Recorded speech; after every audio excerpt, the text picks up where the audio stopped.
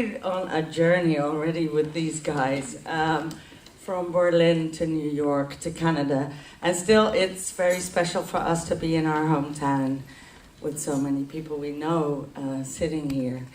And we thank you. I mean, we don't want to repeat all the thank yous, but still, it's very special for us to be here, precisely.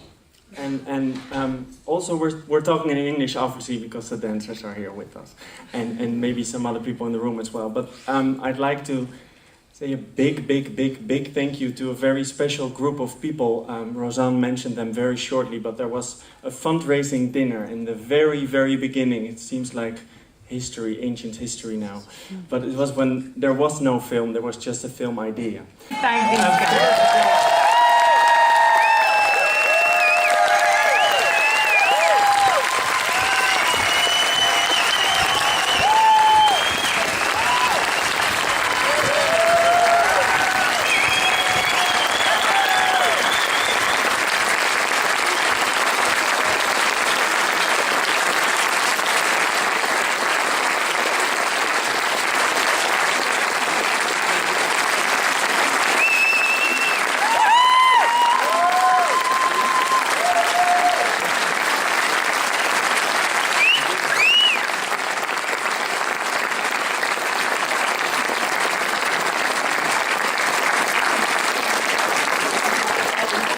Send through questions, so you're part of this. Wow. Acknowledgement. Where to start? Who has a question? I just wanted to say, I never speak first.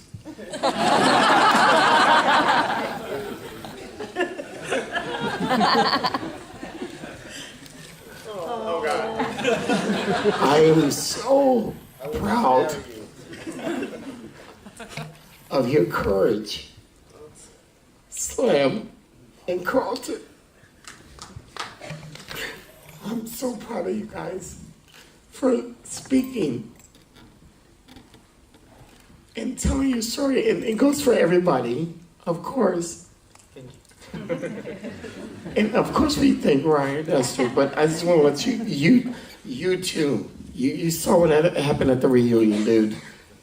Every time I watch it, this is my 5th time watching it, and I love them. I love you so much. And this time you got to speak first. Guys, you've seen the movie a number of times, and still I see that you're really moved by hearing your brother's stories, but also experiencing an audience with you, sharing the stories. How was that? I mean, the first time we were in Berlin together, how was that falling, you know, something can fall and you realize something big happened in Berlin, but now, what are you learning from this experience of putting this film out there? Can I ask you, Carlton, since you're hiding the mic behind you? What are you learning from the experience of these stories going out and the responses you're getting across the world? Lord. Thank you, everybody. I think, you know, the biggest takeaway for me is to stop my own personal stories, because I clearly do not know what the universe is trying to do for me. You know, I mean,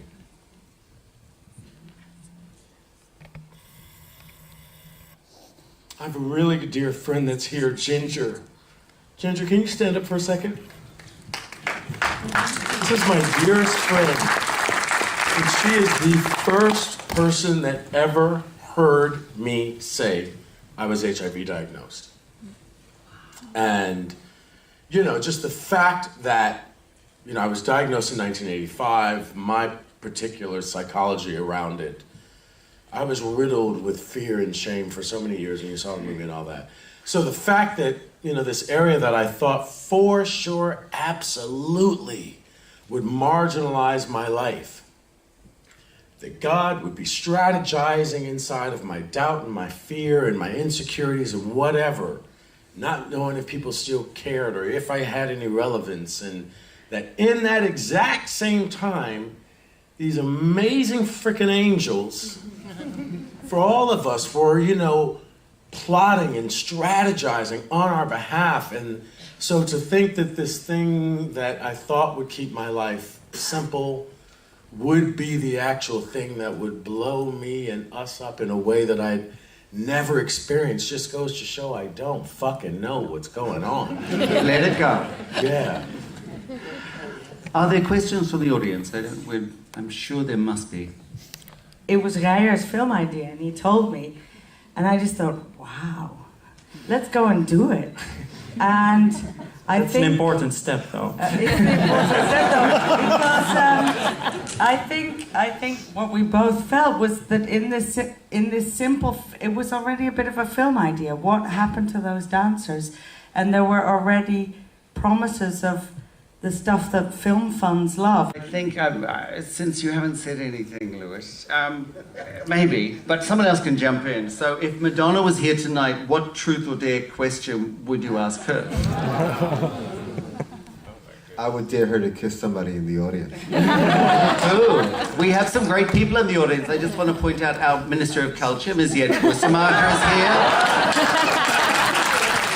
It would definitely be her. But we also have the incredible Hedy Honigman, who's been a mentor to Esther, waiting to be kissed, and many other fabulous people. Many people to kiss. Many people to kiss. Yes. Well, I would definitely have her kiss the, The minister. the minister. Seeing that she loves, sounds religious, so I would have her kiss. So it would be a dare, for sure. It would definitely be a dare. And she would do it too, so. Oh, sure. The question is, would the minister do it? Dun, dun, dun. Spotlight. Oh, yes. She's the Minister of Culture. Look at that, she's here. Even my sister, my family is here, and I just told them like 2 months ago, it just, at the same time, it's so silly, that it just, it's true, it's like, mind over matter, you can do whatever you want to, I'm so thankful. I'm thankful for all of this. I truly am, and I believe that everything always happens for a reason. And when I was 18, when they told me, whatever, I was gonna die, you'd never really understand it, and then 29 years later on, you do understand why it really happens, so, yeah. We're so grateful for all of you for sharing your stories. I